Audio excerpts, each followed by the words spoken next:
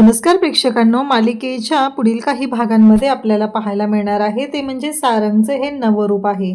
सारंग ज्या पद्धतीने धुलाई करत आहे ना, ते पाहून विश्वासच बसत नाही। कारण आपण आत्तापर्यंत सारंगला शांत, समजदार पाहिलेला आहे, पण हे जे काही नवरूप आहे ना, ते खरंच पाहण्यासारखं आहे। तर रतन जो आहे म्हणजे इकडे सावलीला जो त्रास देतोय, वसुली करायला येतो म्हणजे तो कर्ज देतो, व्याजाचा धंदा करतो, त्या रतनच्या बायकोला सारंगने त्या घरातील लोकांच्या तावडीतून कसं वाचवले हे आपण पाहणार आहोत।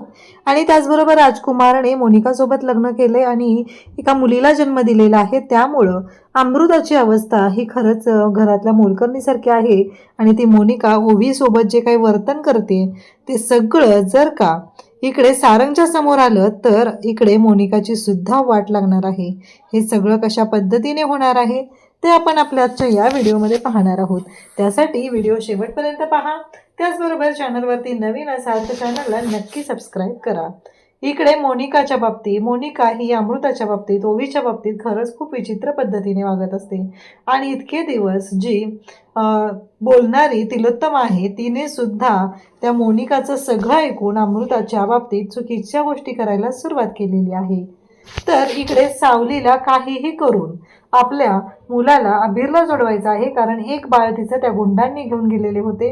ती गोष्ट तिच्या डोक्यातून जात नाही। तर आता दुसरं मूल हा अबीरला घेऊन गेलेला आहे। आणि त्याचबरोबर हे सगळं जेव्हा घडत आहे तेव्हा मात्र ह्या सगळ्या गोष्टी चुकीच्या पद्धतीने चाललेल्या आहेत। काहीही झालं तरीही या सगळ्यातून मार्ग काढणं हे सगळं गरजेचं आहे। आणि त्यासाठी सावली कसे प्रयत्न करते, कारण सावलीने दुकान चालवते आणि त्या दुकानाच्या बाबतीत हे सगळं जेव्हा खरंच जे पटतंय, घर चालवण्यासाठी तिनं ते कर्ज घेतलेलं आहे, त्या कर्जाची वसुली करण्यासाठी रतन तिच्याकडे आलेला असतो। त्यानंतर इकडे पाहायला मिळतं की रतनच्या घरी आता रतनची बायको म्हणत असते की कुठे आहे माझा नवरा, 2-2.5 वर्ष झालं माझा नवरा आलेला नाही आणि तुम्ही हे सगळे काय करताय।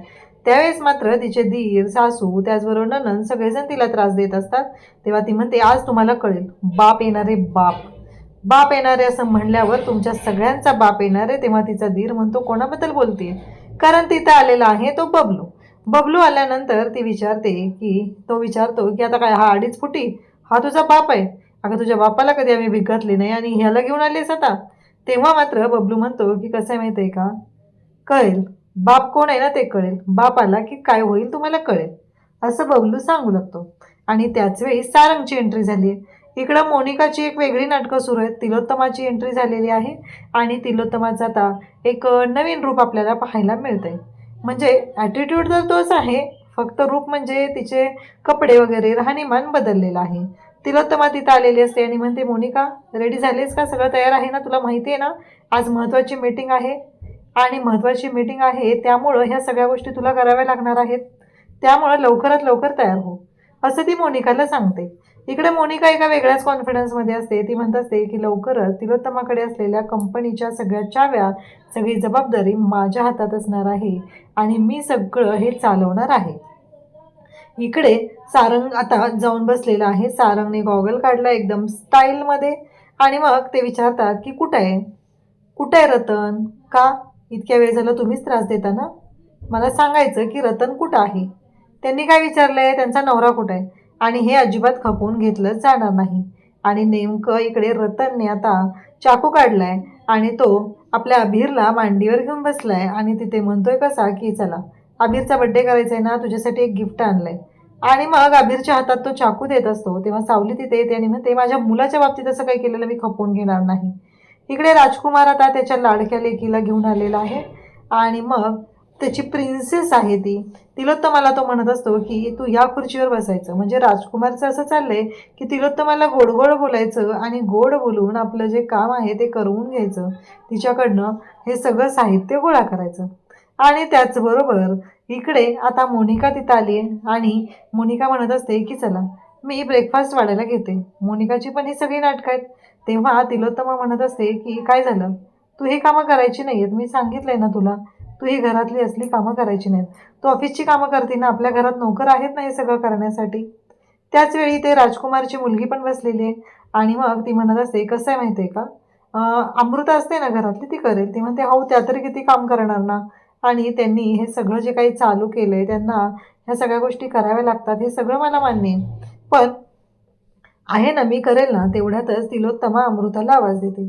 तेव्हा अमृता ओवीला म्हणत असते की थांब बाळा, तुला माहिती आहे ना आपल्याला गेलं पाहिजे, असं म्हणत ती ओवीला घेऊन जाते.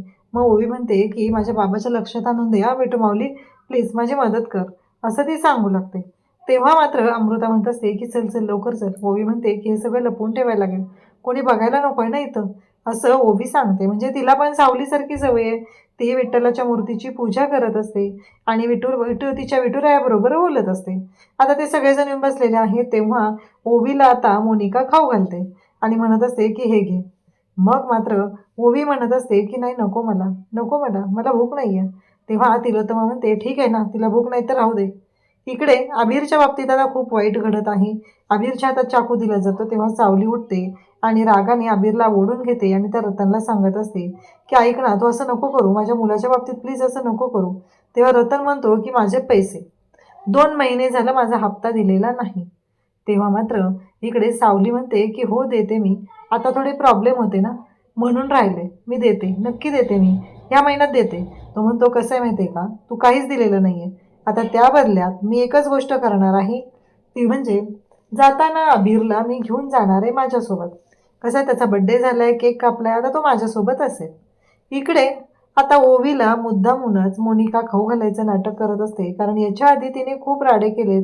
एवढ्याशा छोट्या जीवाला तिने चुकीच्या पद्धतीने वागवलेलं आहे. या सगळ्या गोष्टी समोर तर येत असतात, पण तिचं वागणं बोलणं हे मात्र खूपच त्रास देत असतं. त्यानंतर आता मोनिका तिला खाऊ घालत असते. ती नको म्हणत असते, कारण ओवीला आधी सांगितलेलं आहे की सगळ्यांसोबत डायनिंग टेबलवर बसून जेवायचं नाही. जर असं काही केलं तर तुझा डॅडा तुला कायमचा सोडून जाईल, त्यामुळं तू हे सगळं करायचं नाही. अशा पद्धतीने सगळ्या गोष्टी तिला सांगितलेल्या असतात. त्याचबरोबर इकडे तिलोत्तमा म्हणते जाऊ दे ना, राहू दे, तिला नसेल खायचं आत्ता. आणि मग ती दोघीही आता तिथून निघून जातात. त्याचबरोबर आता तिथे अमृता आणि त्याचबरोबर ओवी. अमृता पण निघून जाते आणि ओवीला तर या मोनिकाने ओवी डायनिंग टेबलवर जेवायला बसलेली म्हणून या ओवीला चटका दिलेला असतो आणि तिच्याशी खूप चुकीच्या पद्धतीने वागलेली असते. आणि आता पण ही सगळी नखरे तिचे चालू झालेले असतात. ओवीला म्हणत असते सांगितलंय ना, आणि तुला काय वाटतं ती अमृता मोलकरीन तुला वाचवेल या सगळ्यातून? शक्यच नाही, ती तुला वाचवूच शकत नाही आहे, एवढं लक्षात ठेव, असं म्हणत ओवीशी खूप चुकीच्या पद्धतीने वागत असते. ओवी बिचारी घाबरलेली असते आणि म्हणते हे जर सगळं तू कोणाला जाऊन सांगितलं तर काय होईल माहिती आहे ना, हे सगळं जर तू कोणाला जाऊन सांगितलं तर तुझा बाबा कायमचं तुला सोडून जाईल. इकडे अबीरला घेऊन आता हा रतन निघालेला असतो आणि सावलीला खूप काळजी वाटत असते. सावलीला कळतच नसतं की हे सगळं काय चाललंय, नक्की काय करू.